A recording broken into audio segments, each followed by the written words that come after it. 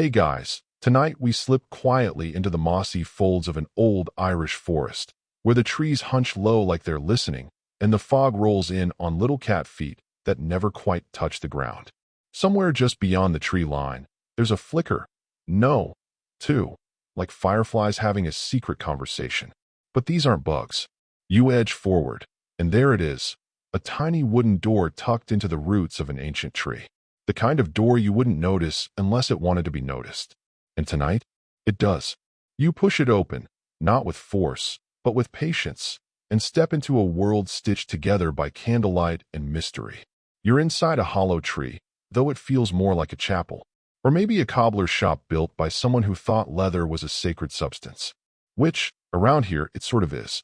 You probably won't survive this if you try to film any of it. So, before you get comfortable, take a moment to like the video and subscribe, but only if you genuinely enjoy what I do here. And drop your location and local time in the comments. I love seeing where and when you're tuning in from. Now, dim the lights, maybe turn on a fan for that soft background hum, and let's ease into tonight's journey together. The glow inside the hollow is soft, flickering. A single taper candle sits atop a workbench made from a tree root that grew in a perfect L shape. There are shoes everywhere. Slippers, boots, sandals with curled toes, little leather things laced with ivy, stitched with bark thread. None of them match, at least not at first glance. But you can tell every pair tells a story. And behind that workbench, a figure barely a foot tall, wrapped in brown and green, hunched over a boot no bigger than a thumb. He doesn't look up, of course. Leprechauns rarely acknowledge visitors mid-stitch. It's not rude, it's rhythm. The work comes first. You sit quietly, because something about the space demands stillness. You hear a tiny hammer, tick-tick, like a mouse typing Morse code. There's a spool of thread next to him glowing faintly, and when the needle pierces leather, it leaves behind the scent of crushed thyme and beeswax. Every stitch smells like late autumn. Leprechauns didn't always work at night. There was a time when their cobbling clattered through the forest during the day, especially in spring, when sunlight spilled through the canopy and warmed their tiny fingers. But then came the noise. The people, the tourists, and most tragically, the leaf blowers. Night offered something daylight never could, stillness. The kind that doesn't just hush the air, but also slows time. That's something you'll start to notice, sitting there. Minutes don't behave here. Your phone dies instantly. The candle doesn't melt. And outside, it's always just before midnight, even if hours pass. There's an old Irish folktale about leprechauns being shoemakers to the fairies. What most people miss is why. The fae, those glittering, flighty, mysterious kin, dance constantly. And dancing, well, it ruins shoes. Fast. Leprechauns, clever as they are grumpy, saw the gap in the market. Supply, demand, blisters, gold. It all came together. But they weren't just cobblers. They were night cobblers. Historians still argue whether leprechauns began their nocturnal labor out of practicality or punishment. One 18th-century cleric from Cork claimed leprechauns feared shadows during the day. Another swore that a fairy queen cursed their bloodlines after an incident involving a sabotaged slipper, a royal ankle sprain, and a waltz gone horribly wrong. Still, others say night itself is simply more magical, and the stitches last longer when made under moonlight. The leprechauns agree with that one. Sort of. But ask 5, and you'll get 7 answers. And 3 curses. Your leprechaun tonight. He hasn't given his name, and you shouldn't ask. Finally sighs and sets his boot aside. He slides a polished acorn cap across the bench toward you. Inside is something warm, faintly glowing, and the color of golden milk left out in a dream. You sip it, naturally. It tastes like old wood and new promises. First stitch I ever pulled, he mutters, was in a battle boot. Mud still clinging to the sole. Didn't even clean it. Just stitched around it. He laughs, a wheeze more than a chuckle. You nod, as if you understand. Which you almost do. Because sitting here, you can feel it. These shoes aren't just repaired. They're remembered. Each stitch holds a thought, a whisper, a memory not quite ready to vanish. You're not watching shoemaking. You're watching preservation. Gentle time travel. Quirky tidbit time. According to one obscure manuscript hidden deep in the archives of Trinity College Dublin, there's a ritual leprechaun stitch called the third loop that, if done exactly at 3:33 a.m. on the equinox, can reverse a day's worth of bad decisions. The catch? The shoe must belong to someone who danced in a circle before sunrise. Which, weirdly specific, but you never know. Back in the hollow, the cobbler begins again. This time he hums. A tune that sounds like wine through dead leaves, but sweeter. Each note stitched into the soul like a lullaby. You start to notice something strange. Each pair of shoes has a subtle difference. One is for silence, one for speed. One hums gently when worn. Another changes color depending on moon phase. They asked us once to stop, the cobbler says, threading his needle again. Said the world had factories now. Said machines could do it better. He taps the sole. Machines don't listen to the shoe. They don't ask. And there it is. The secret. See, leprechauns believe that every shoe is a conversation. That leather holds onto more than footprints. It absorbs sorrow, joy, fatigue, determination. A left boot might carry regret.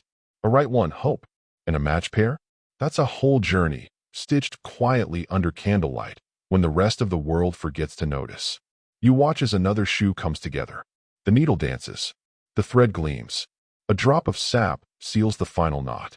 He lines it up with the others on a mossy shelf, each facing slightly west.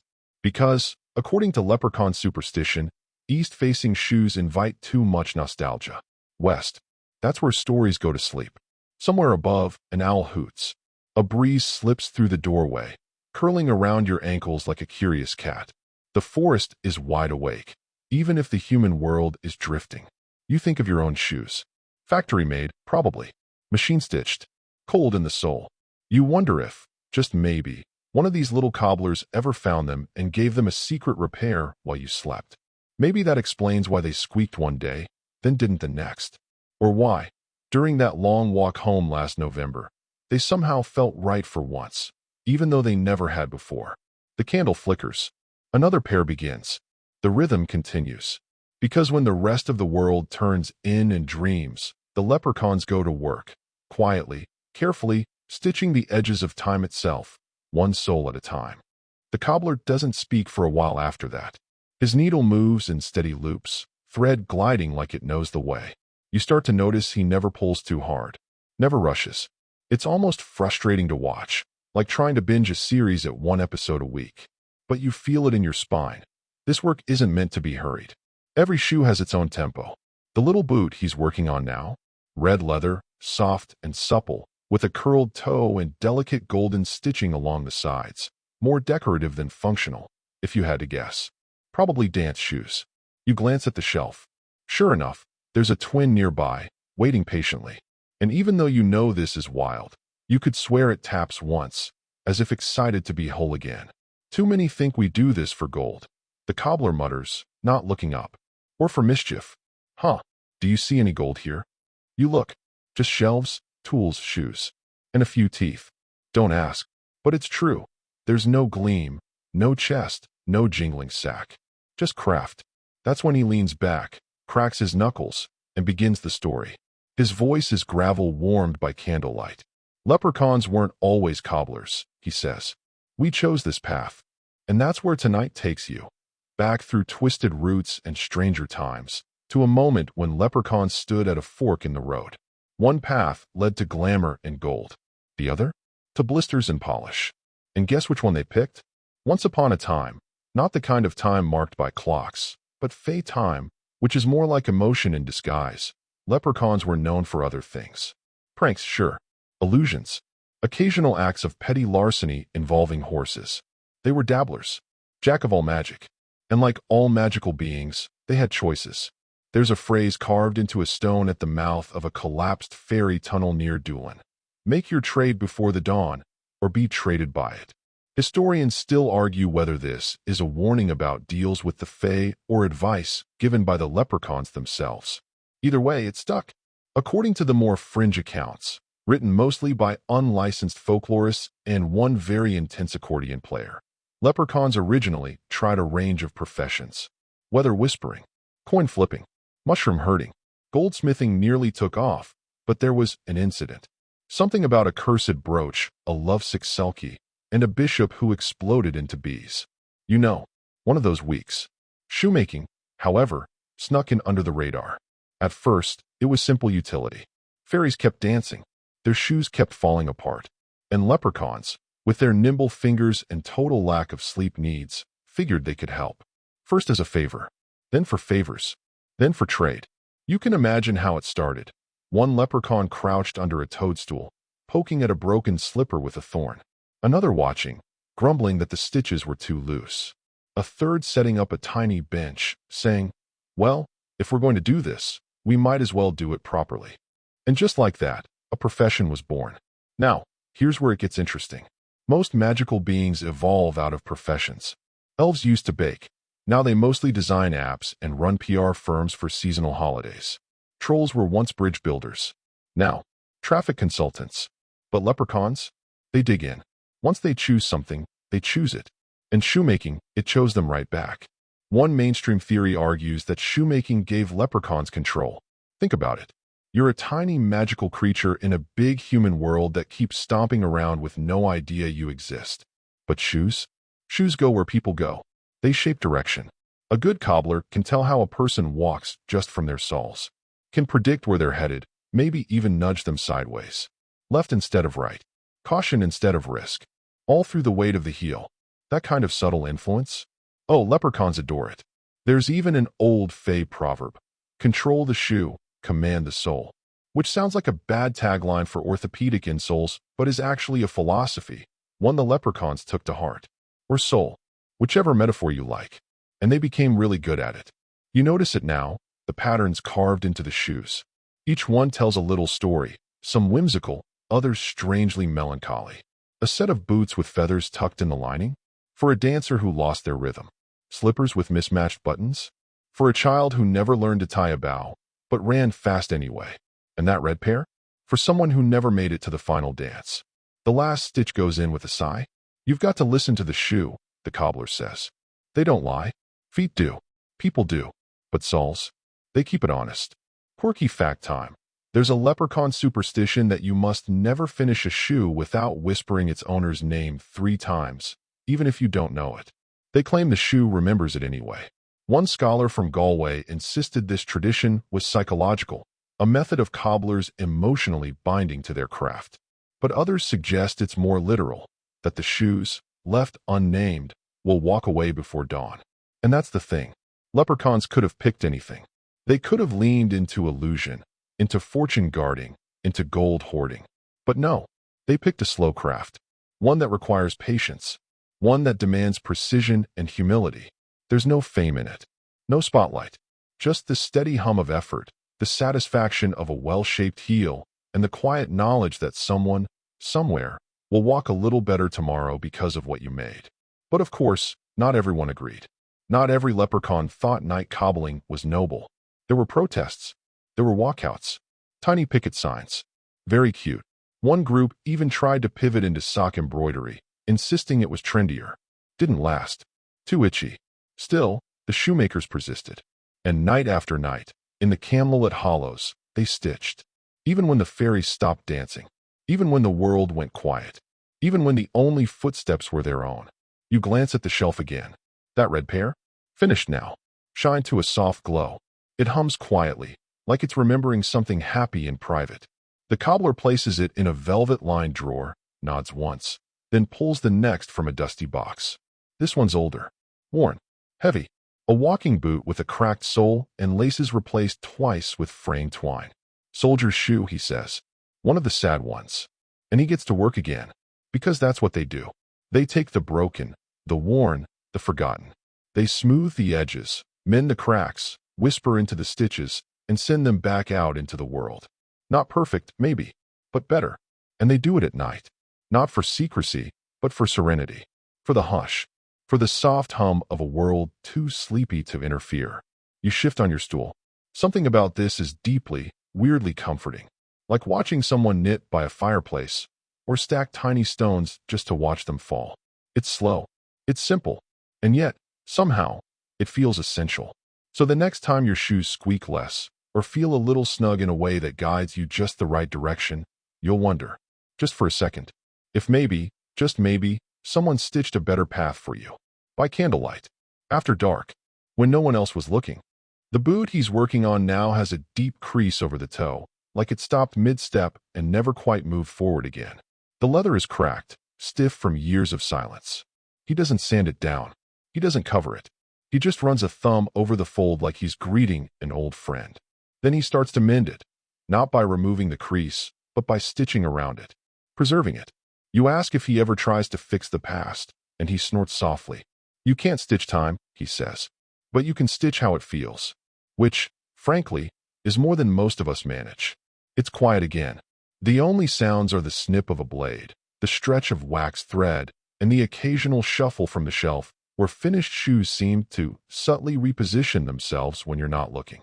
You tell yourself it's a trick of the light. Then the right boot yawns. You blink. Nope, that happened. And just as you're adjusting to this new normal of sentient footwear, the cobbler looks up for the first time. Time, he says, doesn't move straight for us. And just like that, we're off. Because tonight, you're going to learn why leprechauns work at night, not just out of convenience, but because time itself bends differently after sunset, especially if you're only about a foot tall and full of moss tea. Time in leprechaun culture isn't something you check on a wristwatch. It's more of a flavor, a rhythm, a spiral. Humans might see hours, days, calendars. But for leprechauns, time is textured. It thickens during twilight, unravels under moonlight, and practically freezes just before dawn. Like that moment when a sneeze almost happens but doesn't. Their kind learned long ago that night stretches. Literally, not metaphorically. You're told about the old hours, the slivers of time hidden between regular minutes. They're only accessible after midnight, and only by those who speak to leather. They sound made up. But you look at that red pair again and swear you hear a clock ticking backward from inside the drawer. One fringe folklorist, a Belgian expat who swore he dated a banshee in the 70s, once claimed that leprechauns can fold time like paper. And while there's no proof, there are documented events, letters mailed before they were written, boots that age in reverse, even a famously disputed incident where a leprechaun cobbled a man's shoes before he broke them. Historians still argue whether any of these were evidence of time manipulation or simply fey trickery. But the cobbler doesn't offer explanations. He just shrugs and says, "We work when the thread behaves." See, daylight is noisy, busy. Time under the sun moves fast, loud, and uncooperative. Thread tangles. Leather won't stretch. Soles don't stick right. It's all resistance. But after dark, the world gets soft, compliant, willing to listen. You remember that feeling, maybe from one of your own nights. After everyone's gone to bed, you're alone with a book, a mug of something warm, the hum of the fridge in the background. Time stops pushing. It starts holding. That's when the leprechauns get to work. Not all of them, though. You ask how many still do this. He shrugs. Dozens? Hundreds? Depends when you're asking. And he means when, not where. Apparently, there's a collective. The Circle of Souls. It's not a guild, exactly, too formal, but more like a loose network of nocturnal cobblers who share techniques, leather tips, and enchanted thread recipes. They leave messages for each other by hiding stitches in public places, third brick on the left, under a bridge, in a child's forgotten sandal. Like cobbler graffiti. You mention daylight savings time, and he physically winces. Hate that nonsense. You can't save time. You can only respect it. In fact, one of the few known incidents of leprechaun protest involved a sabotage campaign against 1970s wall clocks. Spring forward, fall flat. Several cuckoo clocks reportedly exploded in protest, feathers and gears everywhere. It said the Circle of Souls never forgave the U.S. for it. Now for your mainstream historical fact. In medieval Ireland, shoemakers, real human ones, were actually considered valuable enough to be ranked just below poets and judges in early legal codes. Their tools were taxed differently, and their apprenticeship rituals sometimes included oaths by candlelight and quiet hours after dusk. Some scholars think this night work tradition may have been influenced by older fey beliefs bleeding into human culture. But the cobbler says humans always had it backwards. They copied us, he mutters. Slower, clumsier, and too loud about it. You watch as he oils the sole. A warm smell drifts through the hollow, spiced beeswax, pine pitch, something like nutmeg but deeper. It's the smell of work done well, of effort that matters. This boot he's mending? It's not just cracked. It's tired. You can feel it. Even the laces sag like they've given up. But the cobbler doesn't pity it. He doesn't coddle. He respects it. treats it like an old warrior come home from the last campaign. And when he slides in the final knot, he bows ever so slightly. Leather remembers, he says. Even when people don't. There's a lull then, the kind that makes you realize your breathing has synced to the candle's flicker. You stretch, or try to, but you're not stiff, which is strange. You've been here hours, probably, but your joints feel younger, fresher, like time passed around you instead of through you. That's one of the side effects, apparently. Night mending is healthy, he says casually. Keeps the joints supple, keeps the mind from rusting. You consider asking how old he is, but you don't. You already know the answer would make your teeth itch. And that's when he tells you about the long night. Once every 7 decades, give or take, the Leprechauns hold a cobbling marathon during a rare temporal event called the Unwind. For a single night, time unspools like thread across all their hidden workshops. It's a kind of fey leap year, where minutes stretch to hours, and even unfinished shoes get a second chance. It's not scheduled, he says. It just happens. You feel it coming in the heel, like a storm, or homesickness. Some believe it's linked to planetary alignments. Others say it's emotional, a buildup of stories that need resolving. And still others insist it's a mercy, a night to catch up, to repair everything that broke when no one was looking. Only problem? You only get one. During the last Unwind, according to the cobbler, he repaired 79 shoes, 1 harp case, and a friendship. That last one required 3 thimbles of moss tea and a boot made of apology. You think about that for a long time. The thread runs low. He snips it with a blade shaped like a heron's beak and tucks the finished boot onto a shelf that wasn't there a moment ago. That's the thing about leprechaun spaces. They grow as needed. This hollow, it's probably infinite if you don't measure it too hard. You ask if he ever regrets choosing the path of the cobbler. He looks up, tired but content. No, we're stubborn little things. But we're not fools. And maybe that's the real answer. They insisted on mending shoes at night, not because it was convenient, not because it was lucrative, but because it worked. Because it was the only way they could make time slow down enough to care. And if that's not magic, what is? He doesn't waste time between shoes. The moment the old boot finds its place on the shelf, snug between a pair of tasseled green slippers and a child's tiny, mud-streaked loafers, he's already reaching for the next.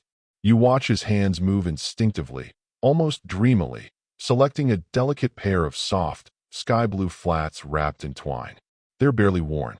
No creases, no scuffs, no tears. Yet he treats them with more care than any before. Cradles them, even. These were danced in, he says quietly, but never finished. You know better than to ask what that means. The candle sputters softly beside you, and your stool creaks as you shift. The air has grown thicker, sweeter, like dusk caught in a bottle. There's a rhythm now, and you're part of it. A witness to a ritual older than your family tree. You ask finally, why shoes? Why not memory stones, or enchanted scarves, or anything less footy? He raises a brow. Shoes go places. Everything else just waits. And that's the key to understanding this part of the leprechaun world. It's not just that they mend shoes. It's that they capture stories inside them. Shoe repair, here, isn't maintenance, it's memory work. Time binding. A form of storytelling that trades pages for sols, ink for wax thread. That's why every stitch matters. Why every knot is pulled under a whisper. Why the work happens at night, when stories can come out without being burned away by the sun. There's even a name for it, the soul-whispering tradition. It began, the cobbler explains, long before leprechauns were seen as gold-hoarding pranksters. In fact, back when their kind were still one of the many branches of woodland folk, the so-called root kin. They held the sacred role of memory bearers. Each clan had a job. The will-o'-the-wisps handled navigation. The banshees, grief. The selkies, change. The leprechauns, they carried what people forgot. But instead of writing things down, they stitched them into shoes. Literally. Each pair of shoes, if made under certain conditions, moon above, silence around, stitch count prime, could hold one secret. One memory. One truth. Not a big one. Not the key to a treasure hoard or the cure for heartbreak. But something small. Real. Important. A moment someone didn't want to lose. There's a set of rules. Of course there are. All ancient magics have bureaucracy. But this is Fey-level bureaucracy, which means poetic, vague, and occasionally lethal if you try to cheat. You're told the basic requirements. The shoes must be made or mended between midnight and 4:04 a.m. The memory must be unknown to more than 3 living beings. No iron tools can be used. The thread must be spun from silence. And the cobbler must agree to carry the memory. And that last one, that's the big one. Because it's a burden. Not a curse exactly, but a weight. The leprechauns don't just stitch sauls, they hold on to them. Sometimes for decades. Centuries. The cobbler gestures to the wall, and you finally notice what look like shelves are actually drawers. Hundreds of them, each labeled in looping, delicate hand. Not with names, but with feelings. The goodbye that took too long. The joy of rain after drought. The sound her laugh made at 16. He taps one. Opened this drawer once, he says. Cried for 3 days. Stitched 6 sandals just to stop. Mainstream historical fact time. In the 1600s, Irish folk beliefs included a notion of memory objects, mundane items believed to hold emotional charge. Most were brooches, combs, or handkerchiefs. But oddly, many burial sites from that era include shoes placed under the feet rather than on them, suggesting the shoes weren't for walking, but for carrying something else. Memory, maybe. Of course, modern historians often chalk that up to burial customs. But folklorists and leprechauns think otherwise. Shoes, after all, leave traces. A strange side note. In some particularly rare cases, if a memory inside a shoe is strong enough, the wearer hears it. Not a voice, exactly, but a feeling, a suggestion, a whisper, like something urging you to step left instead of right, to pause at the corner, to take the long way home. The cobbler calls them echo steps. And while not every shoe gets one, the ones that do, they're usually the ones made at moments of deep love or deep regret. He finishes the blue flats without a word. Doesn't tie them off with a flourish, just gently loops the last knot and sets them in a box lined with velvet. The label reads simply, "She almost danced." You feel that one. Because here's the thing. Leprechauns don't just mend shoes. They listen to them. They carry what people leave behind. And that's no small task. Night is their partner in this. It provides the quiet, the stillness, the breathing space needed for memory to settle into thread. Daytime stitches fall apart, he says. Too rushed. Too seen. You ask if humans ever notice. He nods. Children do. Old people sometimes. The drunk, always. He smirks. You ask what happens if someone finds their old shoes again, the ones with memories stitched inside. They remember what they forgot, he says. Or dream it. Sometimes they cry. Sometimes they laugh so hard they fall down. That's when I know the shoe worked. You take a moment. You think about all your own old shoes. The ones lost in closets, or given away, or trashed. You wonder what you forgot when you let them go. Then he leans forward, lowers his voice. There's a rule we don't talk about, he says. The whisper rule. If you ever wear a pair of memory shoes barefoot, you become the memory. You raise an eyebrow. It's rare, he adds quickly. Happens once every 100 years. Last time, a boy in County Clare slipped into his grandfather's war boots. Didn't take them off for 3 weeks. Spoke in his voice. Cried at birdsong. Never explained it. But he learned why the man never danced again. He starts a new pair. Children's shoes again. Brown leather with twine laces and little stars stitched into the sides. Worn on the inside toes, like the child always pushed forward too fast. These were from a runaway, he says. And once again, the stitching begins. You sit in silence, watching memory become soul, story become structure.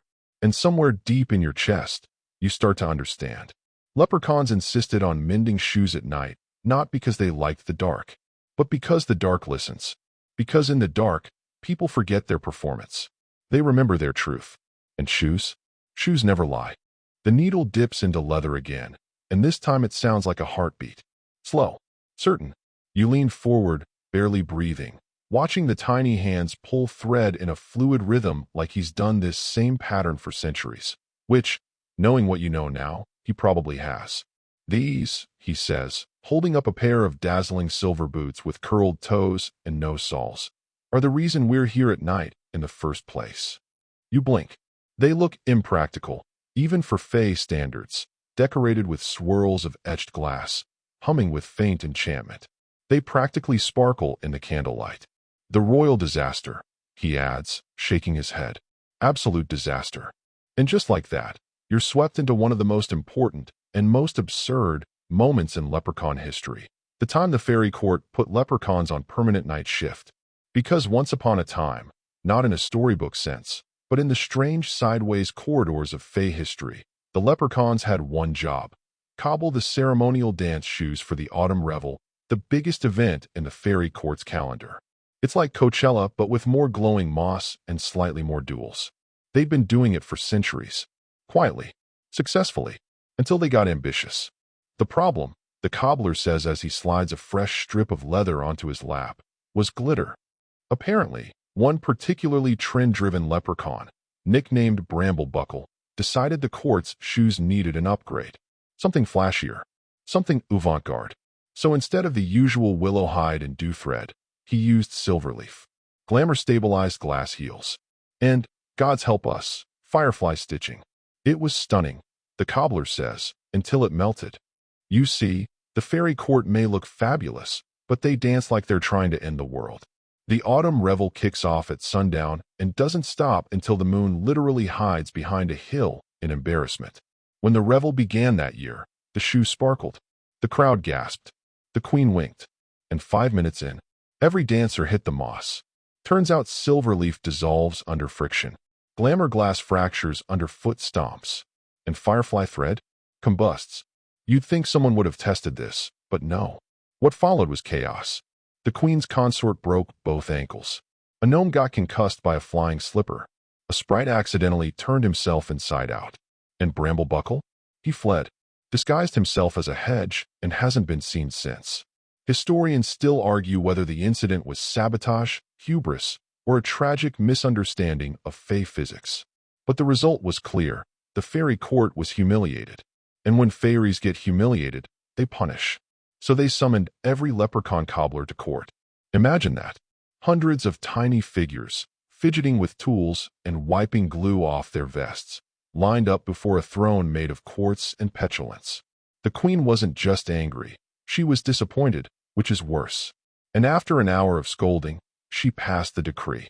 All leprechaun cobbling, she intoned, shall be done under moonlight only, lest the daylight tempt you into more foolish spectacle. The room went silent. Then someone sneezed. And so it was written. No more daytime cobbling. Night shift, forever. It was meant to be a punishment. But the leprechauns? They adapted. They always do. It wasn't the curse they thought, the cobbler says. We like the quiet, the cool, the way the thread lay straight without the sun poking at it. And slowly, the night shift became tradition. Then ritual. Then law. Now, there were rebellions. Of course there were. Some leprechauns refused, called it an insult. We cobble when we please, they declared. They marched, scurried, in protest. Tried daylight cobbling in defiance. Didn't go well. There are stories, unverified, but beloved, about leprechauns who tried to cobble under full daylight and accidentally made cursed shoes. One pair made the wearer dance until their knees gave out. Another compelled the owner to walk directly into lakes. In one tragic case, someone made a sandal that caused eternal wedgies. So yes, they learned. Night became the sacred hour. The candle their sun. The thread, their secret alphabet. Even now, centuries later, a few fey elders still reference the Great Slip with thinly veiled amusement.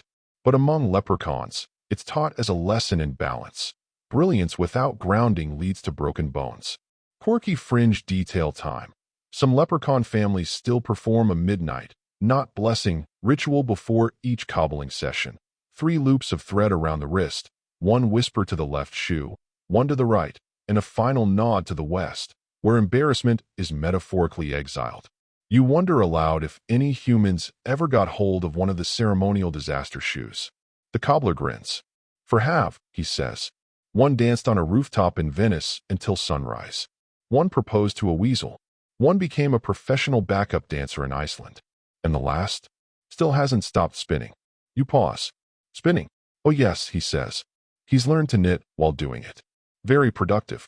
You look at the silver boots again. They're still dazzling. Still tempting. Still humming faintly, like they remember their moment in the spotlight. Even if it ended with fairies tumbling like bowling pins across a mossy glade. He slides them into a drawer marked, too pretty to trust. Then returns to his bench. By now, you've forgotten what time it is. You've forgotten if you even have shoes on. You're just here, in the glow of a taper flame, watching a story unfold not through words, but through laces and stitches. And it's comforting, this idea that mistakes, even big, sparkly ones, can become part of the ritual. That something can go horribly wrong, but still shape a tradition, still become something worth honoring. That's what the night gives leprechauns. Not just quiet, but grace. Space to fail, to rebuild, to stitch again with steadier hands. And tonight, in the flickering dark, you understand. You get it. Because sometimes, the things that force us to slow down end up becoming the very things that keep us grounded. Or at least, well shod. The next pair of shoes is so unremarkable, you almost don't notice them. Brown, scuffed, one lace missing, a sole peeling like a scab on a sunburned knee. Compared to silver boots and enchanted dance slippers, this pair looks like it barely survived the bus ride of life.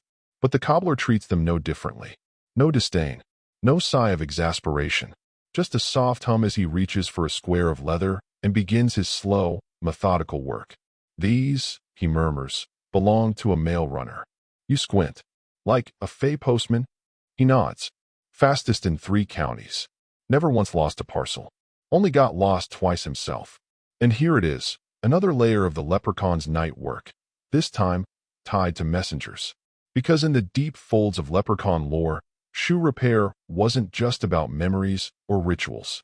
It was also about function, survival, strategy, especially when it came to messengers, those brave or bored individuals who risked the wilds of fey terrain to deliver messages, warnings, and, occasionally, unsalted butter. See, before texting, before scrolls, even before carrier pigeons, there were runners. Fast-footed fey, humans, or half-somethings, tasked with carrying words across the tangled tapestry of otherworld Ireland. And when your job involves outrunning curses, dodging banshee wails, and sometimes hopping from one dimension to the next, your shoes better be perfect. Enter the leprechauns. We didn't just fix shoes, he says. We made sure they wouldn't fail. And that meant more than just strong soles. Each pair of runner's shoes was a piece of craftsmanship wrapped in quiet magic. Waterproof, flame-proof, curse-resistant, and once, in one very experimental case, filled with beetle shells that hummed to repel frost goblins. That one didn't catch on. The humming was distracting. But most enhancements, they worked. Especially those done under moonlight. There's a thing about nighttime, the cobbler says as he sews a new lace into the runner's shoe. You're more honest. You don't pretend at night. You just are. Which is crucial for messengers. The Fey realms are riddled with contracts, riddles, oaths. One misstep, you're frog-shaped for a decade. That's why the leprechauns began embedding truth lines into messenger soles. Threads dyed with moonflower sap and stitched in specific patterns to reinforce the runner's intent. As long as the shoe's true, the message can't lie, even if the runner forgets the words. Mainstream historical fact alert. In ancient Celtic societies, messengers were afforded near-sacred protection. Killing one was a serious offense, on par with killing a druid or a judge. Some historical records mention messenger shoes being blessed or passed down through generations. While no one talks about leprechauns, the cultural link between shoes and sanctity. It's not a stretch. The cobbler chuckles as he recounts one particular runner, Derry Macfin, a half-fey courier who delivered a peace accord during the Great Boar Truce of Glenbarrow. The shoes he wore had soles made of softened bog oak and heels filled with powdered lavender to keep his pace calm. He never panicked, the cobbler says proudly. Not even when the ground literally opened into a flaming spiral of regret. Walked straight over it like it was a puddle. You glance at the shoe again. It's quiet now. Repaired. Strong. It looks like it could run back into the storm and come out smiling. That's the thing with these shoes. They're not just old leather and broken laces. They're survivors. They're veterans. Each pair tells you, I've seen worse.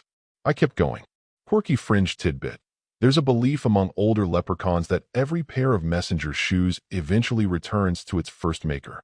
Sometimes through market stalls. Sometimes washed ashore. Sometimes left on doorsteps. It's called the loop. They say a cobbler can tell if a message succeeded by the condition of the shoes when they return. The cobbler opens a small cedar box beside him and pulls out a faded list, written in looping gold ink. Dozens of names, each crossed out. They all came back, he says. Even the ones who didn't. There's a long pause. You don't ask what that means. Instead, he starts working on the sole of the other shoe, humming again. A lullaby, maybe. Or a marching song. Either way, it feels old. He mentions, in passing, that leprechauns used to be considered neutral in all Fey conflicts, allowed to move between courts and clans without fear. Not because they were mighty, but because they were useful. Everyone needs their shoes mended. Even the enemy. Especially the enemy. There's an apocryphal tale of a leprechaun who stitched a curse-lifting rune into a general's boot just before a battle. No one knows which side the general was on, only that he walked out alive and barefoot. The boots were never found.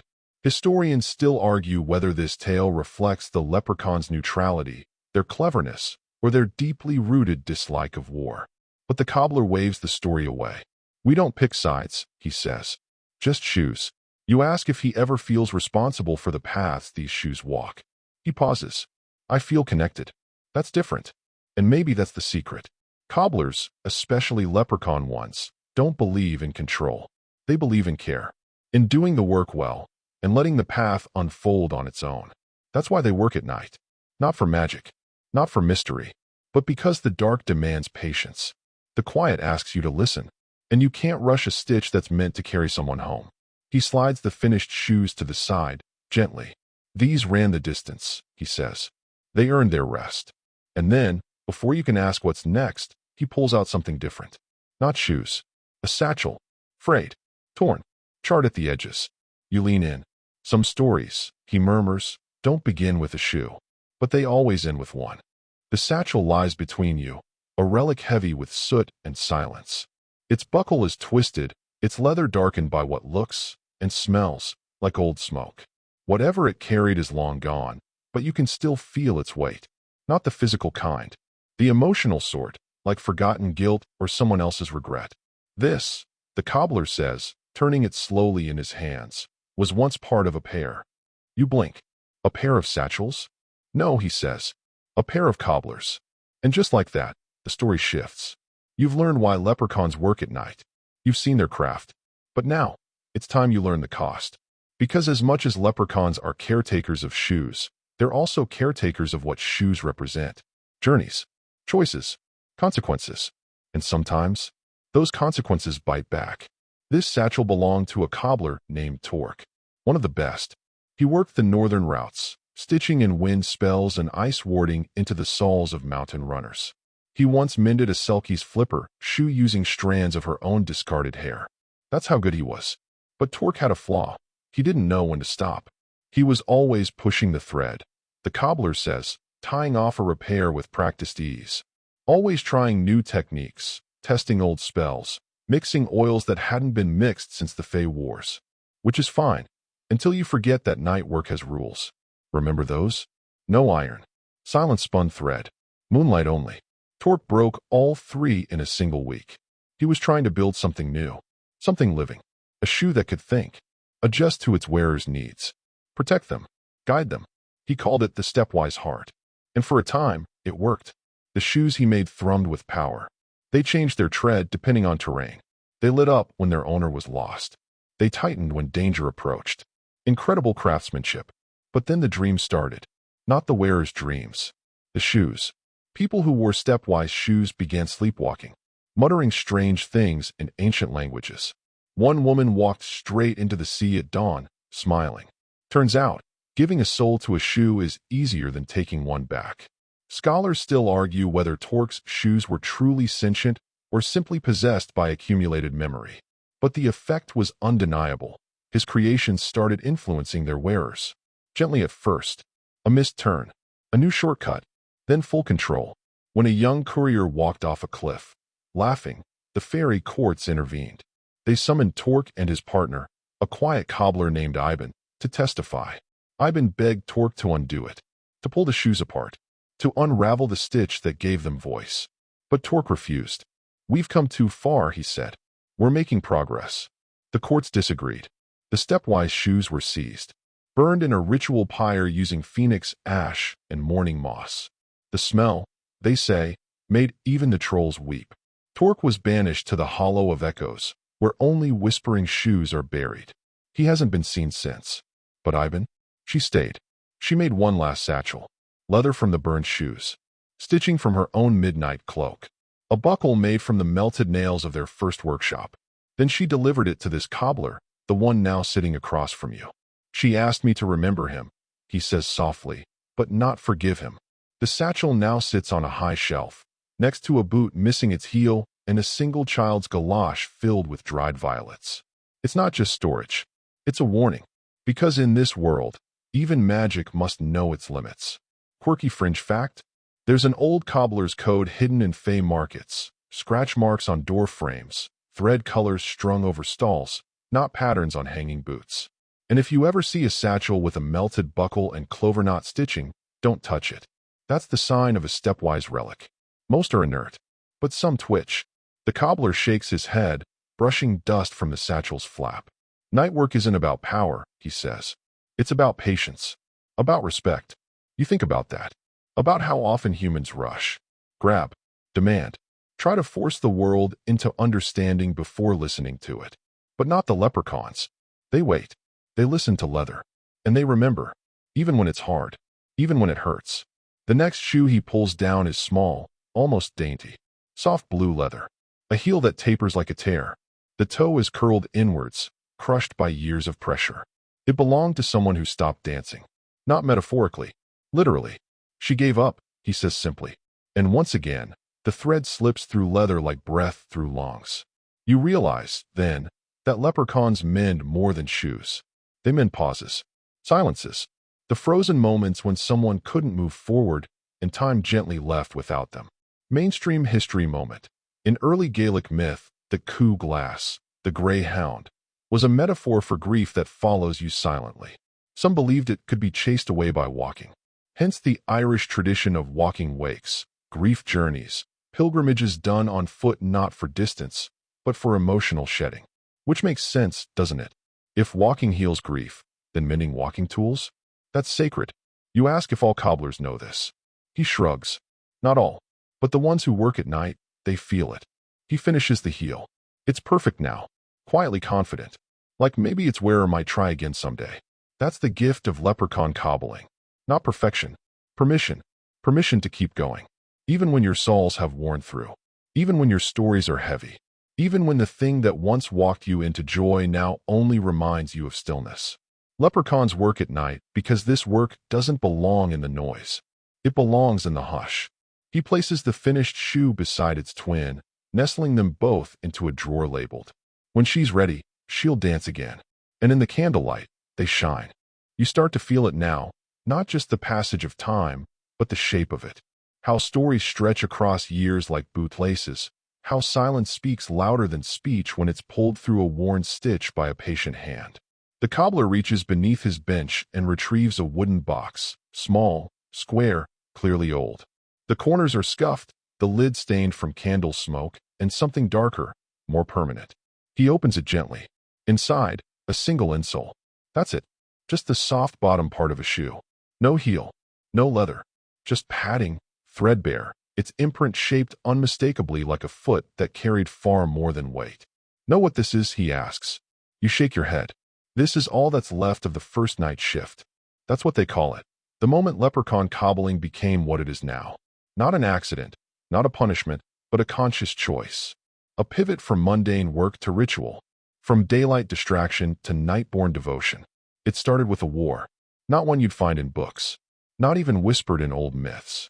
This one took place entirely in the shadowed hours. They call it the Silent March. Historians still argue whether it was real or just metaphor layered on metaphor. Some say it was a conflict between rival fey courts. Others believe it was internal, leprechauns against themselves. A rift between the daylight cobblers who sought recognition and the night workers who insisted shoes were sacred, not product. The only agreement?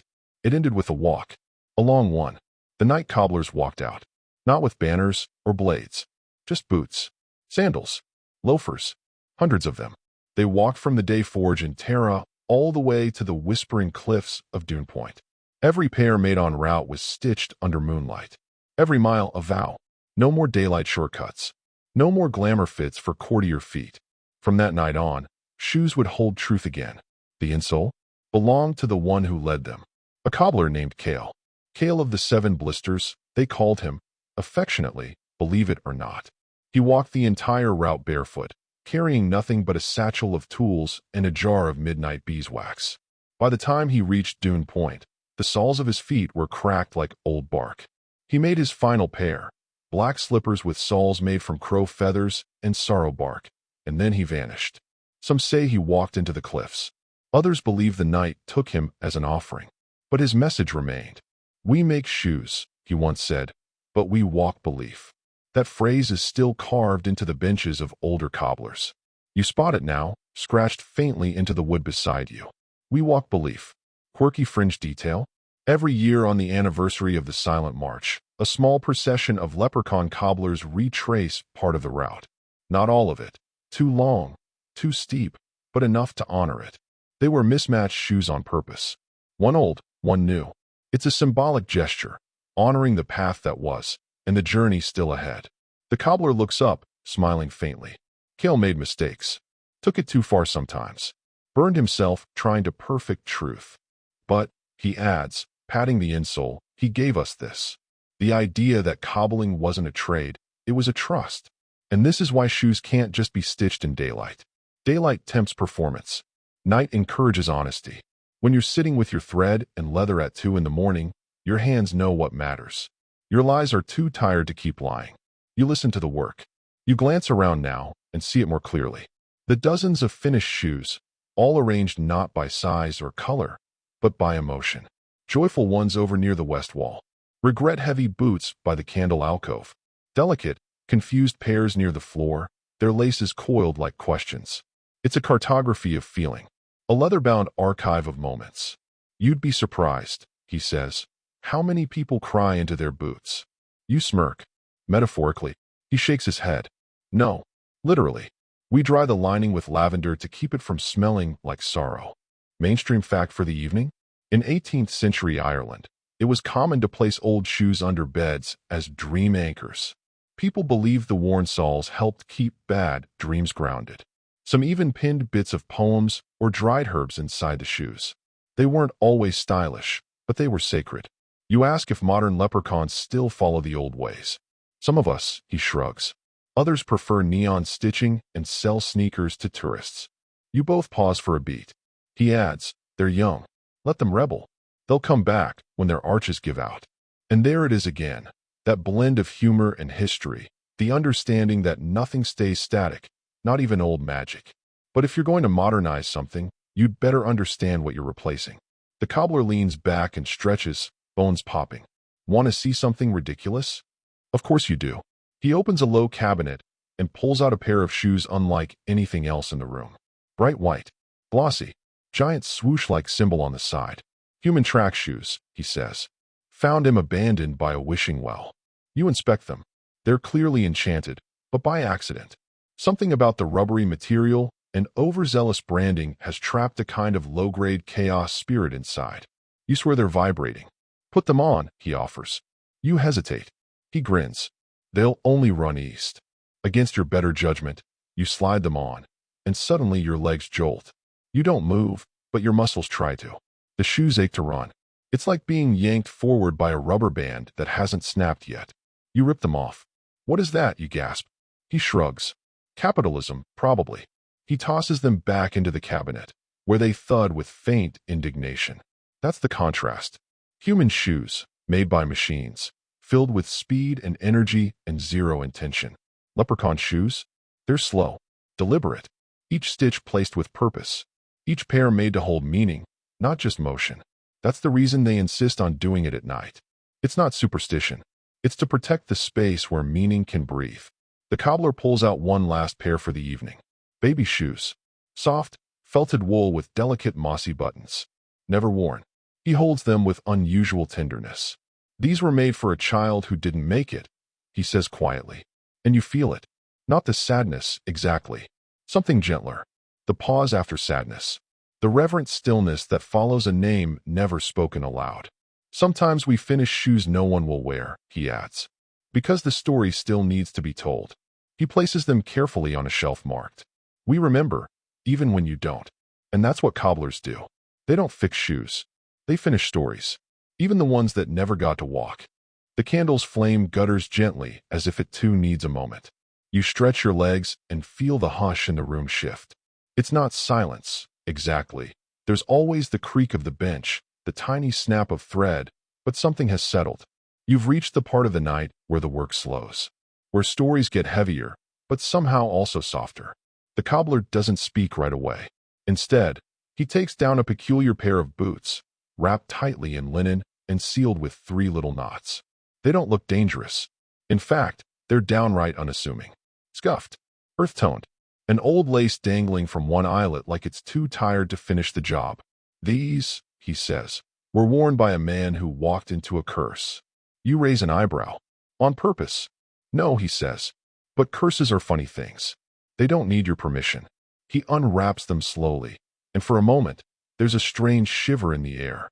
Not cold, not heat, just shift, like reality tilted a few degrees to the left. He sets them on the bench and begins to work, slowly. And as he does, you learn, not all cobbling is about mending the damage someone did. Sometimes, it's about coaxing out the damage that was done to them. See, leprechauns have a strange relationship with curses. They don't cast them. That's the work of witches, said he, or in some really dramatic cases, a very angry talking badger. But leprechauns? They endure them. And sometimes, just sometimes, they contain them. Which brings us to the practice of curse-soul binding. It's a rare art, forbidden in most courts. But leprechauns kept it alive, buried deep in the midnight hours, passed down with blood and thread. Here's how it works. When someone walks into a curse, willingly or not, their shoes absorb a bit of it. That first step carries the flavor of the hex, and with each stride, the curse spreads, up the legs, through the spine, until it reaches the tongue. That's when the lies begin. That's when the eyes start seeing shadows and mirrors. But if you can get the shoes off in time, and, more importantly, get them to a night cobbler, they can unspool the curse, thread by thread, pulling it back down through the laces, the seams, the soles. It's delicate work. One wrong stitch, and the curse remembers it's angry. That's why we don't talk while doing it, the cobbler mutters. You freeze. You've been talking this whole time. He waves a hand. These are just old ghosts. Harmless now. But still. He gestures to a small jar beside him filled with salt, crushed walnut shells, and what looks suspiciously like glitter. Hex catcher, he says. You spill some when the needle turns hot. You watch as he threads a special kind of lace, black, woven from horsehair and graveyard wind, and begins stitching through the tongue of the boot. Mainstream historical fact? In rural Ireland, shoes were sometimes placed upside down outside doorways to confuse malevolent spirits or fairy curses. People believed spirits traveled in straight lines, and turning a shoe was enough to redirect a hex entirely. The cobbler agrees. Shoes no direction. That's what curses hate. They feed on lostness. And this man, the one who wore these boots, he was lost. He was a woodsman, quiet, lived alone. One day, he found an injured bird in the forest, nursed it back to health, fed it honey and crumbs, spoke to it like it was kin. It was, unfortunately, not a bird. It was a fey creature, disguised, angry, and deeply offended by the hospitality. When it flew off, it left behind a curse. Nothing dramatic, just misstep. From that moment on, every path the man took was wrong. Every decision, slightly off. He lost friends, missed work, turned down a lane and found no house, chose apples that turned to rot in his hands. And finally, barefoot and desperate, he walked to the edge of the leprechaun wood and left his boots beneath a hawthorn tree. The cobblers found them, and they've been stitched in silence ever since. The curse has long since evaporated, but its shape remains in the leather, a kind of footprint of malevolence. And so, they keep the boots here, not because they're dangerous, but because they're instructive. Every apprentice handles these once, he says. If the soul warms up, you stop. You ask if it ever gets out. The curse, that is. He shakes his head. Curses don't want out. They want in. They whisper. They bait. But they don't escape on their own. You ask what happens to people who don't bring in their cursed shoes in time. He doesn't answer. He just slides the boots into a lead-lined drawer and shuts it gently. Quirky fringe tidbit. There's a rare form of cobbler's oath, only spoken under eclipse moonlight, that binds a shoemaker to a particular curse. Once spoken, the cobbler can wear cursed shoes without suffering the effects. But only one pair per lifetime. The moment they try a second, their feet turn into wood. You are the cobbler's toes. He grins, still fleshy. He reaches for the next pair, a set of sturdy clogs, carved from alder wood and painted in faded blue stripes. No curse here, no grief, just a bit of wear from years of walking uphill to collect berries. These belong to a herbalist, he says. Always smelled like peppermint and foxglove. He works quickly now, a little lighter. And you start to realize, cobblers don't avoid the dark. They walk through it. With needles. With thread. With stories laced into every curve of the foot. They face curses, loss, heartbreak, and joy. They don't heal it all, but they bear it. Tuck it inside the soul so that the wearer doesn't have to carry the full weight anymore. They make moving forward possible. The herbalist's shoes are done. He ties them off with gentle hands and places them on a shelf labeled. She still hums while she walks. And that's enough, isn't it? Not every shoe needs a tale of horror or magic or curses. Some just need love, time, a bit of glue and understanding. And night. Always the night. Because there are stories that cannot be spoken when the sun is watching. Only stitched, slowly, in the hush. The air feels different now. Heavier, not with dread, but with a kind of sacred weight. Like you've stepped into the back rooms of a museum where nothing is labeled, yet everything matters. The cobbler doesn't ask if you're ready. He just reaches for the next pair. Sandals. Not the kind you wear on a beach with plastic buckles and faded foam. These are ancient. Made of plaited rushes, the fibers faded to a golden gray. The toe straps are frayed, and the soles are barely there. But still, they glow faintly with something beyond explanation. Something old. These, he says, belong to a walker of dreams. You pause. Is that a job? He smirks. It was once. And now you're gliding into one of the strangest traditions in leprechaun history, the sleepwalkers. See, a few centuries ago, maybe more, times hazy in the Fey realm, there were those who specialized not in travel across lands, but across minds. They walked into dreams, not as invaders, but as guides, cartographers of the subconscious, path clearers, emotional janitors. And their shoes had to be quiet. Not quiet like slipper shuffling downstairs quiet. No, these sandals had to glide without sound even inside someone's thoughts. No friction, no creak, because the dreaming mind is fragile. One wrong sound, and you could trigger nightmares that bite. That's why the leprechauns were asked to craft these. Only at night. Of course, dream shoes can't be built in daylight. The sun is far too blunt for dreams. Moonlight, on the other hand, softens the edges, makes everything just malleable enough. The cobbler brushes his fingers over the straps. We use dew thread soaked in poppy milk, he explains. Softens the weave. Keeps the soles from waking the sleeping heart. You blink. Is that a metaphor? No. It literally dulls metaphysical noise. Oh, there were only a handful of dream walkers ever active at once. It wasn't a profession one applied for. It chose you. You'd find yourself slipping sideways during sleep, wandering someone else's sorrow, guiding them back to safety without ever speaking a word. And afterward, your sandals would bear the marks. Not scuffs, but patterns. Swirls in the soul. Faint etchings from the dreamscape itself. Cobblers like this one could read them like a map. They'd say, grief from a lost brother, or residual guilt from a lie told in youth. Just by the direction of the heel drag. Mainstream historical fact time. In early Celtic tradition, dreams were often treated as prophecy. Druids would sleep in sacred groves to receive visions. But lesser known, some priests wore specific sleep sandals, made from reeds and bound with mistletoe, to facilitate dreams. Only a few fragments survive, but the patterns match what leprechaun cobblers describe. The sandals before you now? Dream-stained. The left one marked with spirals, the right with slashes. She walked through a burning house of memory, the cobbler says. Helped a boy find the door. You ask if it worked. He shrugs. Don't know. She never came back. Some dreamwalkers don't. Not because they're trapped, but because they choose to stay. They find someone too lost to leave and stay with them, walking that labyrinth night after night until it dissolves. Quirky fringe tidbit. There's a belief that some people you meet in dreams, Those helpful strangers who lead you out of panic or say something comforting aren't your subconscious. They're dream walkers. Still out there.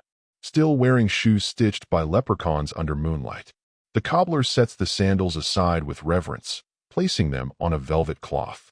"We don't mend these," he says. "We just preserve the path." You wonder what would happen if someone put them on now. Would they slip into someone's dreams? Could they wander through your own memories? He catches your look and winks. Try it, and you might end up counseling a dragon who's sad about his mother. You make a mental note. No dream sandals. Not tonight. Instead, he pulls down something that is meant to be worn again. A pair of boots. Sturdy, clean lines, still scuffed from use, but with a practical elegance. These are return shoes. Sometimes, he says, people leave and realize they want to come back. These boots were made for those who've journeyed far, physically or otherwise, and found that the world doesn't always need exploring. That sometimes the answers are at home. That running doesn't cure regret, it just tires it out. Return shoes, he continues, aren't about arrival. They're about readiness. Because coming back, really coming back, requires a different kind of strength than leaving. You have to wear your changes. You have to let your story creak a little when you step onto old floors. He begins mending a heel. The leather creaks, not from damage, but from memory. "You know the rule," he says, nodding toward you. You blink. "What rule?" He smiles. "You can't return in the same shoes you left in. Doesn't work. You need new ones. Stitched with humility, sold with perspective, and a toe box big enough for whatever your heart picked up along the way." Mainstream fact: there's a known Irish blessing for returning travelers. May your shoes remember the way. It's older than written records. Likely a reference to early Fey lore. Possibly a nod to leprechaun craftsmanship. The cobbler finishes one boot, moves to the other. "The man who wore these," he says, "left to conquer fame. Came back to plant carrots. Never looked happier. The boots are polished now. They look simple, clean, whole, not flashy, just ready." He sets them down with care and labels the shelf. Not all who wander are lost, but some get hungry. And that's the truth of it. The night isn't just about quiet. It's about honesty. You can't hide from your feet in the dark. They know exactly where you've been. And if you listen, really listen, they'll tell you when it's time to turn around. The cobbler glances at the candle. "Almost time," he says. "For what?" He doesn't answer.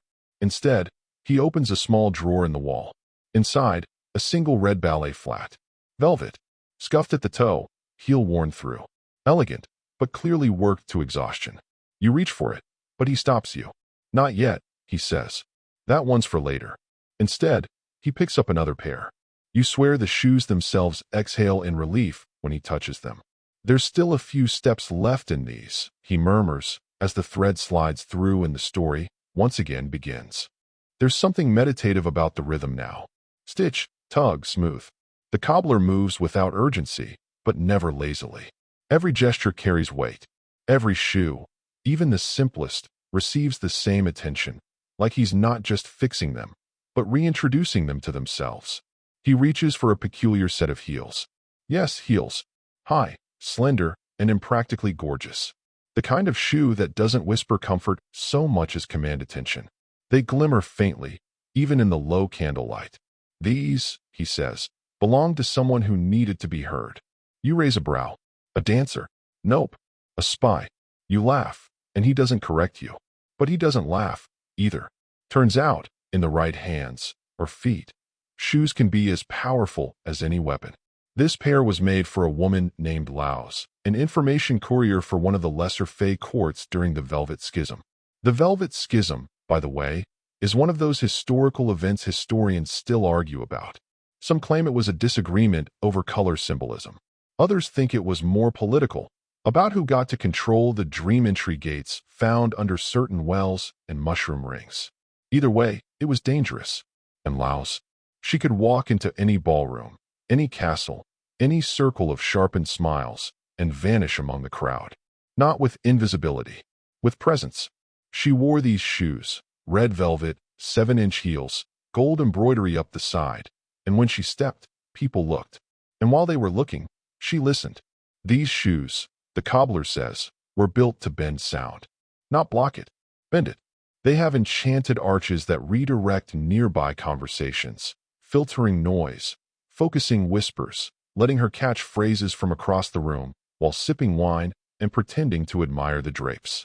Quirky fringe fact: leprechaun cobblers invented a form of ecolace, a special type of cord made from beetle thread and dew-hardened linen, which, when woven into the sides of certain heels, creates a kind of low-band sonic reflection. Like sonar, but sassier. These shoes were embedded with just that kind of lace. They were stitched with secrets, he adds. Literally. Each sole had tiny pockets, just big enough for folded notes. Sometimes even a pressed flower or a memory-locked tear vial. But eventually, Laos fell. Not in battle, nothing so cinematic. She simply misstepped, trusted the wrong face, wore the wrong expression, gave too much, too soon. The details are murky, maybe deliberately so. Some say her last note was never delivered. Others whisper it's still inside the right heel, stitched behind the echo seam. The cobbler doesn't open them to check. Some secrets, he says, are safer where they were planted. He finishes a delicate stitch on the arch, leans back, and sighs. You'd be amazed how many shoes are used for more than walking. You realize, as he sets the heels beside the satchel from earlier, that shoes can be armor, camouflage, memory vaults, confessionals, and sometimes, shrines. He turns and opens a heavy cedar box beside the hearth. Inside is a single left shoe. Small, delicate, white. You already know. It's a wedding shoe. She never showed up, he says softly. Storm took the bridge out. He waited anyway. No magic here. Just real life. Heartbreak. She'd stitched a message into the lining, he adds. We only found it after. You don't ask what it said. You don't have to. He sets the shoe gently atop a cushion inside the box and closes the lid. The brass plaque on the front reads, he waited with flowers anyway. Sometimes, that's the whole story. Sometimes, you don't need curses or enchantments. Sometimes, a shoe is simply a chapter. A heartbreak you step out of, or never get the chance to. He moves on. This next pair? Massive. Heavy. Iron-toed. Work boots the size of loaves of bread. These, he grunts, dragging them to the bench, belong to a bridge builder troll named Gorn. Ah, Gorn. You've heard snippets of his story by now, mentioned in a muttered aside or scratched onto the heel of a boot from Section 6. But now, you finally get the full version. Gorn was massive, gruff, smelled like moss and pipe smoke. But he was a genius with stone, could look at a gorge and know exactly how it wanted to be crossed. He didn't force architecture. He negotiated with terrain. But his feet? A disaster. Flat arches. Toe rot. One leg longer than the other. So he struck a deal with the leprechauns. You make me shoes that don't scream every step, and I'll build you a bridge to the moon. They laughed. But they made them. Not quickly. Not cheaply. But perfectly. Giant boots, reinforced with ground-up riverbone and star-forged nails. They shimmer faintly when light hits the toe at the right angle. Best boots I ever made. The cobbler says with a faint smile. He cried when he put them on. Gorn built 3 bridges for the leprechauns, one of stone, one of rope, and one that only appears during a crescent moon when you're humming in a minor key. But then he vanished, left the boots behind. Too heavy to keep if you're walking to the clouds, the cobbler mutters. Mainstream historical detail? There are legends of bridge spirits in Celtic mythology, beings who construct crossings in exchange for memories or songs. Most scholars dismiss them as metaphor. But in one crumbling manuscript from the monastery of Glendalough, there's a footnote. Leave a boot beneath the 3rd stone. If it's missing come morning, your path is approved. The cobbler finishes patching the heel, polishes the leather, and scrawls a label. Gorn, still owing us a 4th bridge. You can't help but laugh. He grins. We're not always sentimental. You ask how many stories live in here. He doesn't answer with a number. Just opens another drawer. A slipper this time. Gold. Worn soft at the toe. Scuffed from pacing. There's a tension in it. A waiting. This one belonged to a woman who made deals with time, he says. He doesn't explain further. Just start stitching. And you realize, the deeper into this workshop you go, the less you're told outright. Stories grow quieter. More felt than spoken. It's not that the cobbler is hiding anything. It's just that some tales are meant to be learned through listening. And through shoes. Always through the shoes. You don't realize at first that the workshop's changed again. Not in layout. The bench is still there, tools still neatly arranged, boots and brogues still lining the shelves like sleepy witnesses. But the air's grown deeper, like you've slipped beneath the story, under its floorboards, where older things wait. The cobbler notices your glance and gives a knowing smile. This is the part of the night when shoes stop whispering, he says, and start remembering. He reaches beneath the workbench and pulls out a pair so dusty you'd think they'd been lost to time, until they breathe.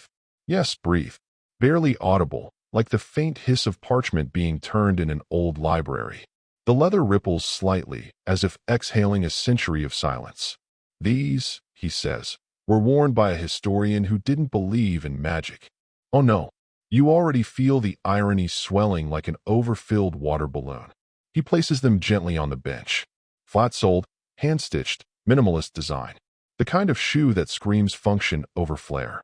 And yet, something about them pulses softly, like they've seen too much to go back to pretending. Name was Mabe, the cobbler continues. Wrote 12 volumes on myth deconstruction. Argued the fae were metaphors. That leprechauns were symbolic cobblers of human guilt. You squint. Ouch. Yep. Real laugh riot. And then, one night, Mabe wandered off-path in County Clare. Mist rolled in. She stumbled into a bog she knew wasn't supposed to be there. Stepped onto a ring of mushrooms, already skeptical, and, snap, down she went. Not physically, mentally. She slipped into a timeline that didn't agree with her version of things. That's the risk with walking through disbelief, he says. You're easy to trip. The shoes she wore on that walk? Still on her feet when she emerged 3 nights later. Mud-stained, aged unnaturally, laces made of something that wasn't quite cotton anymore. But the most notable change? She never deconstructed myth again. Mainstream historical fact. In early 19th century folklore societies, there were at least 3 recorded cases of scholars who mysteriously disappeared while researching fae sites, only to return days or even weeks later, disoriented and significantly aged. 1. A linguist named Carrick returned barefoot, clutching a single silver buckle and speaking an extinct dialect. It remains unverified. Naturally, Mabe's shoes came here not for repair, but for translation. See, when she came back, she claimed the soles of her shoes had absorbed language. Every step taken in that bog carried echoes of stories untold. She swore she could hear phrases when the shoes were warmed by firelight. She was, frankly, ignored, until the cobblers took her seriously. He places his hand on the sole now and tilts his head slightly. Listening. Still murmurs, he says. Mostly warnings. 1 recipe. You tilt your head too. Nothing. Don't worry, he smiles. They only speak to the stubborn. He oils the leather gently, careful not to scrub too hard. Some knowledge, after all, lives in the stains. Quirky fringe tidbit. There's a belief in certain secret circles that shoes can retain not only wear patterns, but linguistic echoes, impressions of conversations overheard by the wearer, etched into the thread tension. It's why some ultra-paranoid wizards reportedly wear wool socks over bare feet and carry shoes by hand. You ask if Mabe ever came back. She did, the cobbler nods. But not as a historian. He sets the shoes on a shelf marked. She unlearned just in time. The next pair is unlike anything you've seen so far. No leather, no buckles, just vines, living ones, wound into perfect form. The shoes grow softly against the bench as he places them down. A few petals tremble open at the toe. Dryad dancing shoes, he explains. Oh, of course. You've heard rumors about the forest folks' footwear. They don't wear shoes in the usual sense. Instead, they invite the forest to shape coverings for their feet when they need to move between realms. But only during specific moon phases and only after offering a sap gift. These grew in a single night, he says, lifting a leafy strap. To music only the oaks remember. They're astonishing, somewhere between plant and sculpture. Each sole has small buds that, according to him, hum when touched by starlight. But they wilt without purpose, he adds. So they must be danced in every 7 years, or they die. You blink. Die. He shrugs. Everything living has terms. These shoes aren't just footwear, they're relationships. And if they're not worn, they whisper. Oh, quirky tidbit.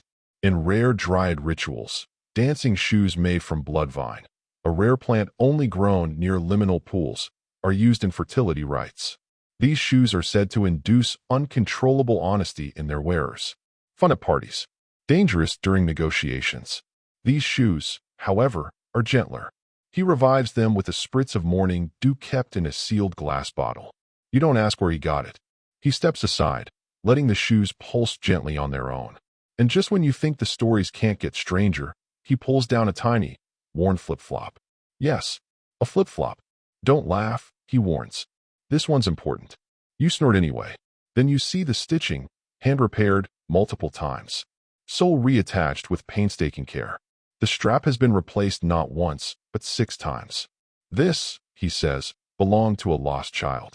Now it hits. No magic. No enchantment. Just a simple shoe that wandered too far. The child slipped into our realm, chasing a frog, he says. Didn't mean to. Didn't stay long. But the flip-flop lingered. He's silent for a moment, then adds. We keep it repaired, just in case they come back looking. You're quiet now too. Because somewhere, maybe, there's an adult who doesn't remember a thing, but whose dreams are still wet with moss, and whose feet always twitch at the sound of frogs. He ties the final knot, then sets the shoe on a shelf labeled. Waiting isn't always waiting. You ask how many shoes he's made. Thousands, he says. And how many he's worn. 5. You tilt your head. Some cobblers forget to walk, he says, almost wistfully. We carry stories, but we forget to write our own. He stands, stretches, and for the first time all night, pulls off his own shoes. They're soft-soled, threadbare, well-loved. They look like they've walked every kind of story but still know their own shape. He places them beside the others. Even cobblers need mending, he mutters. You wonder how many of your own stories your shoes have kept silent, and whether, just maybe, they're ready to speak. You don't notice it at first, but the room has grown cooler. Not cold. Nothing here ever is, but cool the way a cathedral gets quiet, or the woods hush when something ancient stirs. The candle burns low, barely more than a tremble now, casting just enough light to remind you the darkness is choosing not to press closer. The cobbler's back at the bench, eyes softer, hands slower. The stories now aren't just odd or enchanting. They're foundational, the kind that sit beneath everything else, so deep they don't speak loudly, only patiently. He reaches into a locked case beneath the bench and draws out a single wooden clock. Just one. It's dense, worn to a glossy smoothness, carved from bog oak so old it almost looks black. This, he says quietly, was the first shoe I ever repaired. You look at it. It's unremarkable. Heavy. Plain. But there's a kind of silence to it that feels like a waiting breath. It came from the grave of a nameless girl. Oh, found buried alone in what used to be marshland. No coffin. Just this, and the impression of the other. Historians still argue whether she was sacrificed, forgotten, or simply lost. He doesn't offer a guess. Instead, he runs a hand along the rim of the clog. But the shoe? It knew. It remembered. That's the thing with shoes, he explains. Clothes fade, words rot, bodies return to the earth, but soles hold shape. Footprints linger, especially when pressed into magic-soaked ground. Mainstream historical fact. In Ireland, numerous bog bodies have been uncovered with remarkable preservation. Some still wear shoes. In one case, a 2,000-year-old sandal was found almost intact beside human remains, crafted from hide, hand-stitched, and still holding the curve of a small foot. Archaeologists debate whether the shoes were offerings or simply left behind in the bog's tangle of time. He didn't mean to repair this clog. He stumbled upon it, back when he was apprenticing with a cobbler named Eamon, deep in a part of the woods where trees lean just a bit too knowingly. Eamon told him, "Only touch the shoe if it speaks." And it did, not in words, but in weight, in the way it refused to be ignored. The apprentice took a single stitch, just to tighten the front strap, and the shoe warmed. It accepted the mend. That's when I knew, he says. Some shoes aren't just worn. They're witnesses. You ask what happened to the other. Still missing, he says, then smiles faintly. Or maybe she's still wearing it. He places the clog on a high shelf labeled, "First step into memory." He lets the moment linger, then shifts. "Come on," he says. "We're going outside." You blink. Now. He doesn't wait. Opens the creaking back door and steps into the night. It's colder out here. The stars will above in wild arrangements that don't match your sky. The trees are too still. The grass seems to hold its breath. And scattered all across the clearing are shoes. Hundreds. Maybe thousands. Some upright, some half-buried, some still faintly glowing. All arranged with great care, not in rows, but in paths. Trails of stories waiting to be re-stepped. This, he says, gesturing wide, is the archive. And suddenly it clicks. The workshop is just the front. A tree of, a hearth. But the real work? It's here. Under stars, under moss, under the watch of a moon that remembers too much. These are the shoes that can't go back to their owners, he says. Or that chose to stay. You ask if anyone ever takes a pair. Only if they're called. He bends beside a pair of children's boots, bright yellow, with little frog eyes on the toe, splattered with dried mud and joy. These were worn by twins who accidentally danced through a fairy veil. Only one came back. You wince. The others sent these, he adds, so their brother would remember. You walk slowly, reverently. A pair of wedding shoes rest beneath a blooming night flower. Combat boots sit neatly under an archway of thorns. A slipper floats gently above the grass, never quite touching down. You pause at a pair of bright red sneakers. Modern, frayed laces. They belong to someone who ran away from everything. The cobbler says behind you. But not themselves. You wonder if they ever came back. He just shrugs. They left the shoes. That's a kind of return. Quirky fringe tidbit. In rare leprechaun lore, some shoes left behind too long in liminal spaces begin to develop sentience. Not in the Pinocchio sense. No shoes going to recite poetry, but an instinct. They nudge travelers, appear at crossroads, guide lost children to safety. They become guides. You ask if any ever come to life. He grins. Only the boots. And only if they're bored. You move toward the center of the clearing. There, under a willow with weeping leaves woven into braids, is a circle of perfectly repaired shoes, each facing outward. Guardians. The cobbler steps into the center. This is where I come, he says, when I forget why I started. You want to ask if he ever forgets how to stop. But the wind picks up. The shoes rustle softly. And you both go quiet. He reaches into his coat and pulls out a tiny pair of slippers, silver, with tiny bells on the toes. They danced every midsummer, he says, until she didn't. He sets them gently in the grass. They ring once, softly, then fall still. You don't say anything. You can't. Because now, you understand. Every stitch in that workshop is a thread tugged across realms. Every soul he mends is a footstep returned to its story. Every shoe he touches is a whisper from someone who mattered, even if no one else remembers. He turns to you, tired but grounded. Ready to go back in? You nod. The shoes shift behind you, like a forest sighing. And the workshop door glows faintly in the dark. Back inside, the warmth feels different now. Not just cozy, earned. Like you've stepped back into something you helped protect, quietly, just by listening. The candle's grown low, barely clinging to its wick, but the cobbler doesn't light another. Not yet. He lets the hush settle, lets your breath match the stillness. Then, without a word, he returns to the bench and pulls down something you'd nearly forgotten. The red ballet flat. You remember it from before. How he stopped your hand. Said it wasn't time. Now, apparently, it is. He cradles it gently, like you'd hold a wounded bird. The velvet is frayed, the toe nearly worn through, and one tiny rosette stitched to the strap is hanging by the barest thread. She danced until the floor gave out, he murmurs. You wait. She was one of the troupe without applause. Ever heard of them? You haven't. Or maybe you have, but only in that way stories leave fingerprints without giving names. They were fey dancers, traveled from town to town, performing only for those who couldn't sleep. Widows, orphans, soldiers returned too broken to dream. No coin exchanged, just movement. The shoe feels heavier now, even resting on the bench.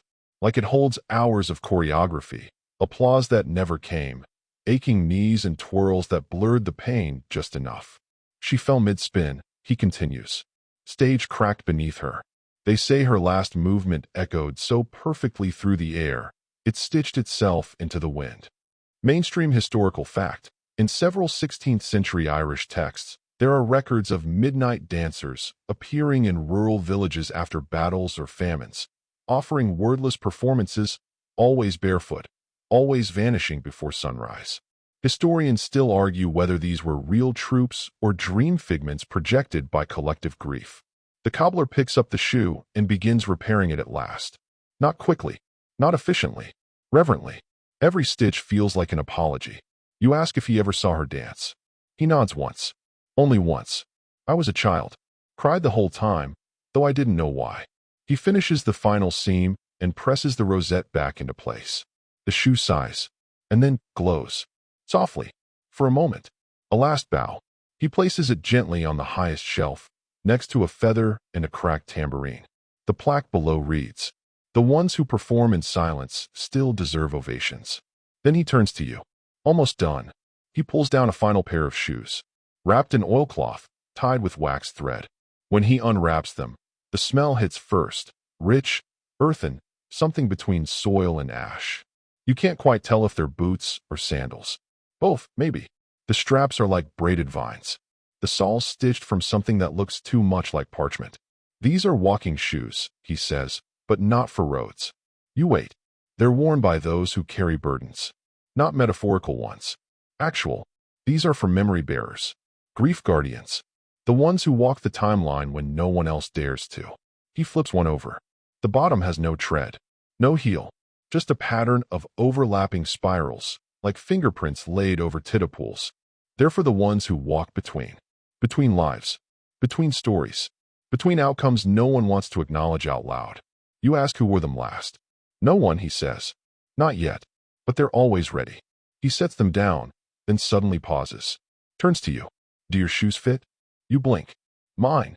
He nods. You glance down. You hadn't noticed until now. Your shoes are faintly scuffed. Tired. Like they've been carrying more than your feet. You shift slightly. They're okay. He tilts his head. That's not an answer. You consider. Really consider. How many things you've walked through without stopping. How many stories your soles might be holding tight. How often you've limped forward instead of asking for repair. Finally, you sigh? They could use a little work. He smiles. Good. And before you can protest, he gestures. Take them off. You hesitate, but do. He accepts them without judgment. Just turns them over in his hands like a librarian inspecting a well-loved book. Oh, these have stories, he says softly. Some painful, some unfinished. He doesn't pry, just begins to work. A slow polish. A few tiny stitches. A reset to the arch where your spirit tends to droop. Most people think shoes carry you, he says.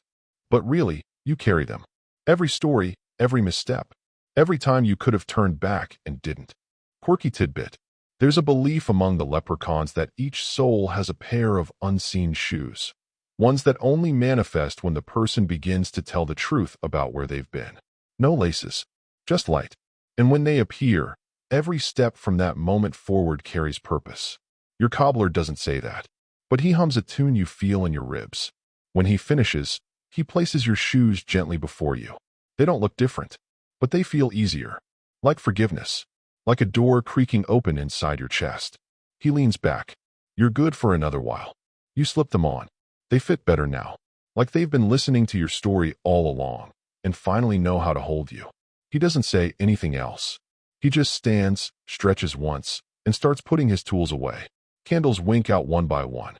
The windows fog gently. Somewhere behind the walls, you hear a pair of clogs laugh softly in their sleep. And the cobbler turns, finally, to you. There's just one more thing, he says. But whatever it is, he doesn't say it yet. Instead, he just hands you a key. Old. Bronze.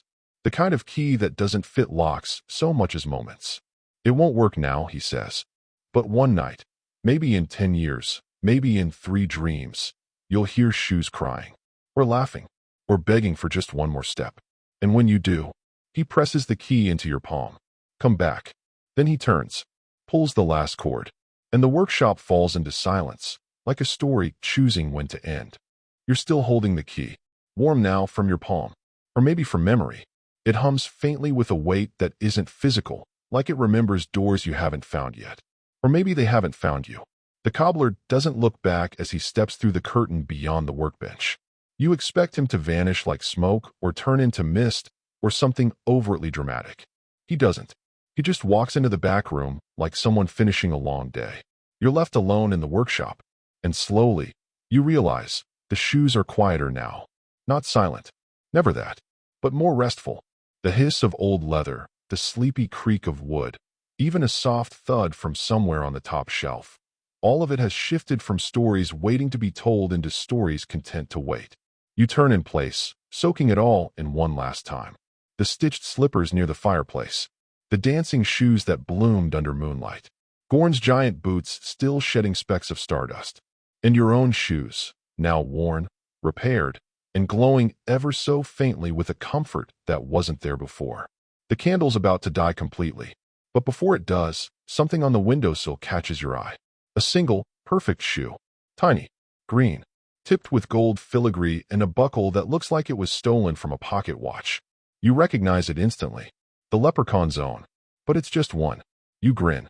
He never leaves both out at once, huh? You turn to leave. And just before the door swings shut behind you, you hear one last phrase, half whispered, half laughed, from somewhere between the rafters and the dark. Tell your shoes thank you more often. And then, darkness. But not empty darkness. Restful. The kind that welcomes endings and understands they're just better beginnings with slightly more padding in the arch. Mainstream historical fact? Shoemaking guilds in 14th century Ireland were so respected that apprentices were often considered closer to priests than tradesmen. The act of mending soles was seen as preserving the journey of the soul. To alter a shoe was to rewrite fate. Historians still argue whether that reverence was based on superstition, practicality, or something else entirely. But here, tonight, in this echoing, cobbled hush, you feel it. Not just belief, not just lore, but presence. Your steps feel different as you walk now. Not lighter, just more aligned. Like your souls and your soul finally remembered they're part of the same story. And as you step back out into the wind, soft, moss-scented, moon-dimmed, you know, you'll return. Not tonight. Probably not even soon. But someday. When the stitching starts to fray again, when the shoes begin to ache, when the stories need retelling, you'll take out that key. You'll follow the humming path, and the cobbler will be waiting. Maybe younger, maybe older, maybe someone new. But the shoes? They'll always know your feet. Always. And now, the stories settle. The shoes sleep. The laces slacken, the soles grow still, and the workshop door gently fades into the fog of your memory. Not gone. Just tucked somewhere safe behind the dream curtain. You feel it in your breath, slower now, deeper, anchored. Your limbs grow heavier with each moment, like they finally realize they're allowed to rest. Not because the journey is over, but because there's space now between the steps. Space to soften, to trust the ground again.